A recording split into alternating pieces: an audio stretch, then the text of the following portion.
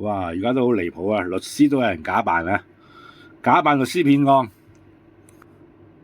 呢單嘢咧都係發生喺2024年嘅10月先至俾人哋揭發嘅，即係2024年頭到啦。咁事件咧大約相隔咗都年半有多噶啦。咁就同大家分析下、研究下事件起因咧，就係一名自稱咧所謂嘅律師蕭先生，同時間咧欺騙咗港女化名黃小姐嘅感情，仲呃埋佢朋友陳先生一生積蓄接近9萬蚊。當時咧，陳先生咧因為離咗婚嘅關係咧，最近咧就完全見唔到自己個女。咁陳生咧於是想透過法律途徑爭取翻個女嘅撫養權。咁陳生嘅朋友黃小姐咧知道咗之後咧，就將新相識幾個月嘅律師朋友介紹俾陳先生認識，希望可以幫到佢。而假扮律師嘅蕭生同陳先生講可以幫忙啊，唔收律師費添。咁呢度有個疑點啦，唔收律師費，可能係想博取陳生嘅好感啦。咁呢度大家都注意啦。當時蕭先生話自己有2間律師樓喎，辦公室，一個喺中環，一個喺尖沙咀。於是咧1月中咧就帶同陳生去咗尖沙咀嘅辦公室，簽咗聘書，仲俾咗28,000蚊。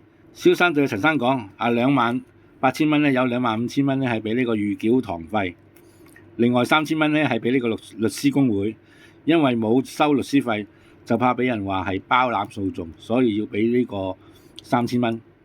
咁呢度已經28,000蚊咯。同日下午，蕭先生咧仲帶埋陳生去警署報案，令陳生更加相信呢個蕭先生。蕭先生同陳生講，如果要向法庭申請上庭咧，需要一個報案編號。咁所以咧就帶同陳生去警署報案。錄口供嘅時候咧，假扮律師嘅蕭先生全程陪伴，過程更令陳先生咧安心又放心。呢位假扮律師喺警署錄口供嘅時候，仲有時候會差撚住警察添，令陳先生覺得佢係一個好專業嘅律師。呢個就係一個製造假象㗎啦，等陳生完全信任。假扮律師嘅蕭先生咧，不時咧傳信息俾陳先生，相片交代進度嗰啲嘢。1個月之後，仲叫陳生去中環辦公室見一位姓何嘅大律師，話呢單官司咧需要一個大律師幫忙，仲話呢個何律師係佢師兄，佢係免費幫佢處理案件。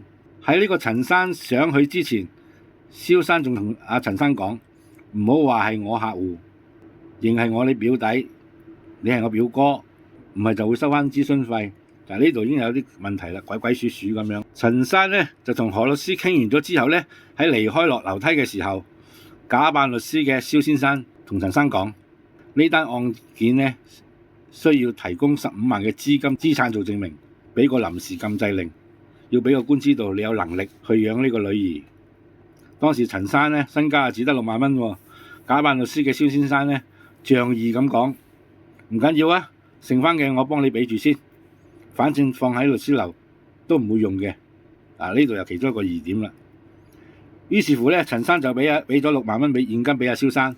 隔咗冇耐，蕭生仲 send 咗份收據副本俾陳先生添。點知4月中突然間收到呢位何律師嘅電話喎。何律師又對陳生講，律師行從來冇要求過要放任何錢作為資產證明，話出臨時禁制令嘅費用。何律師對陳生講，因為佢有另外一個客戶，亦都係呢位蕭先生介紹過嚟嘅，而嗰個客戶咧就曾經問過何律師擺咗啲錢上律師樓，所以先要揭發呢件事。所以呢位何律師就致電俾陳先生，即係話表明立場，話俾佢聽。律師行回覆更加指呢位蕭先生咧根本唔係佢哋員工，收據亦唔係佢哋律師樓發出嘅虛假文書，建議陳先生即刻報警。當時陳生都唔敢相信，哇！成件事原來都係一個騙局嚟㗎。唔止陳生晴天霹靂啊，就連埋陳生嘅朋友黃小姐呢一刻先知道俾人呃咗。黃小姐就非常之內疚啦，梗係唔單止被呃去感情仲拖累咗好朋友陳先生，損失近9萬蚊。黃小姐咧由跟呢個蕭生一起開始咧，呢位自稱律師嘅蕭生咧所做嘅一切講嘅説話、背景嘅事情，都可能係全部都係假嘅，都係一個精心嘅佈局嘅人設，準備呃佢哋錢釣大魚。咁我哋咧就嚟睇一睇啦，拆解一下呢啲咁嘅所謂即係假冒律師嘅點樣精心嘅佈局。一、租用服務式辦公室，包括包裝成自己嘅律師樓，以博取信任。即係佢哋咧，其實你上辦公室咧都要留意下嗰啲係咪租用服務式嘅辦公室啊。原來咧就可以咁樣嘅，租個辦公室就扮係寫字樓啊，扮係律師樓啊嗰啲嘢。咁啊呢個係其一啦。